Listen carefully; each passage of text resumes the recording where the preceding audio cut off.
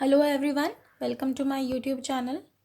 आज ये आपके सामने मैंने रखा है अकाउंट्स का नवंबर 2020 अटेम्प्ट पेपर ओल्ड कोर्स। ये आपके रेफरेंस के लिए कि आप देख लो और आपको आइडिया मिल जाए, जिन्होंने भी जनवरी के लिए ऑप्ट आउट किया है या जो भी मई में देने वाले हैं। ओल्ड कोर्स के लिए कम ही अटेम्प्ट हैं, तो आई गेस सब इससे एक आइडिया लगा सकें कि पेपर कितना लेंदी रह रहा है कि कुछ भी। वैसे तो आईसीआई बहुत अनप्रडिक्टेबल है, बट एटलीस्ट हमें एक रफ आइडिया मिल जाता है। पेपर बहुत ज़्यादा लेंदी था, पहले मैं स्टार्टिंग से बोल देती हूँ, और आपको जो भी स्क्रीनशॉट लेना है तो आप वो ले लीजिएगा। स्टार्ट करते हैं। तो जैसे कि पहला क्वेश्चन है, तो पहला क्वेश्चन एएस का है। इसमें जैसे कि आप देख रहे हैं 5 मार्क्स का है, बट एक्चुअल में जो आप देखने चाहो उस क्वेश्चन को 4 बिट्स में डिवाइड कर दिया गया है। तो ये एकदम भी 5 मार्क्स वाला है ही नहीं, चारों अलग अलग एएस डाल दिए गए हैं।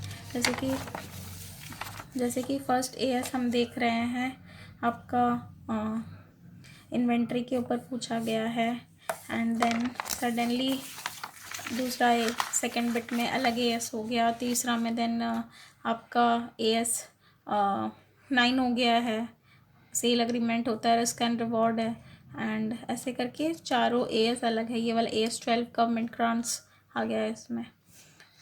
बी में आप देख रहे हैं एएस, फिर से एएस के ऊपर क्वेश्चन है, फिर से 3 बिट्स में डिवाइड करके है।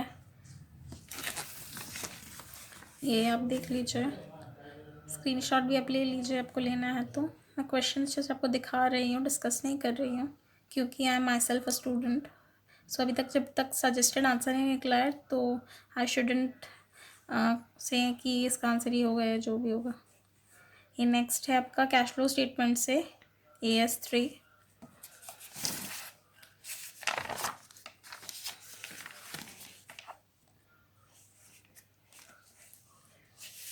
वह नेक्स्ट है डी है AS2 के ऊपर। ये डायरेक्ट क्वेश्चन दिया है प्रैक्टिस मैनुअल से, बट हाँ बहुत लेंदी था ये, और ये कंपलसरी पोर्शन में था।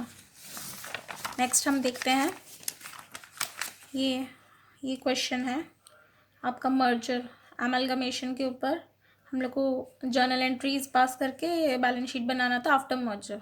ये बैलेंस शीट दे दिया है, लाइबिलिटीज एसेट्स, ये सारे एडजस्टमेंट्स। एंड देन हमें बोला गया है जर्नल एंट्रीज पास करने के लिए और फिर balance sheet. 16 marks. Question number 3 is consolidation. ये क्वेश्चन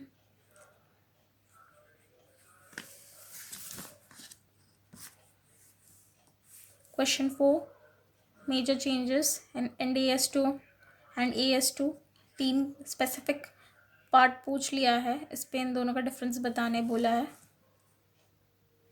नेक्स्ट है, आई थिंक ये नहीं पूछना चाहिए था क्योंकि ये पूरा NDS का क्वेश्चन है, ये डिफरेंस तो नहीं पूछ रहा है, बट इसने डाल दिया गया इन्वेस्टमेंट प्रॉपर्टी एज पर NDS 40 पूछ लिया। तो आप अपना लॉजिक से या जिन्होंने सच में पढ़ लिया होगा वैसे आंसर देना है।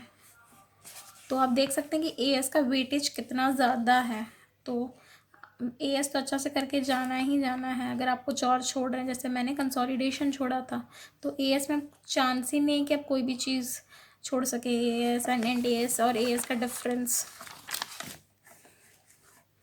फिर ये है आपका फाइनेंशियल इंस्ट्रूमेंट से 6 मार्क्स का क्वेश्चन, देख लीजिए। फिर ये है नेक्स्ट 5th नंबर क्वेश्चन, ये आपका वैल्यूएशन चैप्टर से, ये बैलेंस शीट का एक्सट्रैक्ट है। कुछ एडजस्टमेंट्स दे दिए हैं, जहाँ भी आपको स्क्रीनशॉट लेना है प्लीज़ आप ले लीजिए। ये बाकी पूरा question, you are required to ascertain intrinsic value by equity share, compute the value of share as per dividend yield method if normal rate of dividend in industries 12%। काफ़ी लेंदी था ये क्वेश्चन। नेक्स्ट है 6 का पहला बिट, इसॉप और EPS का जो mix करके क्वेश्चन है, डायरेक्ट क्वेश्चन है ये, 8 मार्क्स का।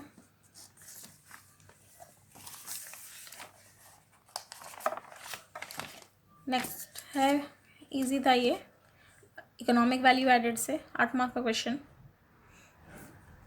और ये हमारा लास्ट 7th क्वेश्चन, ये भी आप देख सकते हैं, फिर से एएस डाल दिए हैं इसमें रेवेन्यू से।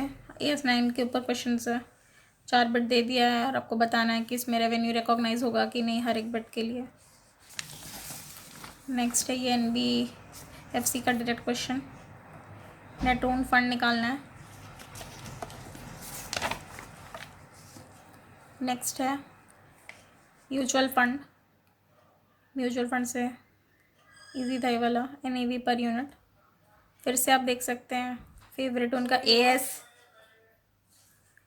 IndAS 116 और AS19 का चेंजेस डाला गया है। नेक्स्ट है लास्ट वाला, फिर से AS28 पे डाल दिया गया है। तो आप देख सकते हैं AS का वेटेज कितना ज़्यादा है, तो प्लीज़ AS अच्छे से करके चाहिएगा। मैं एक बार लास्टली ये जो मैं आपको लास्ट में बोल रही थी, आप देख लीजिए एक बार कि कितना क्या वेटेज है।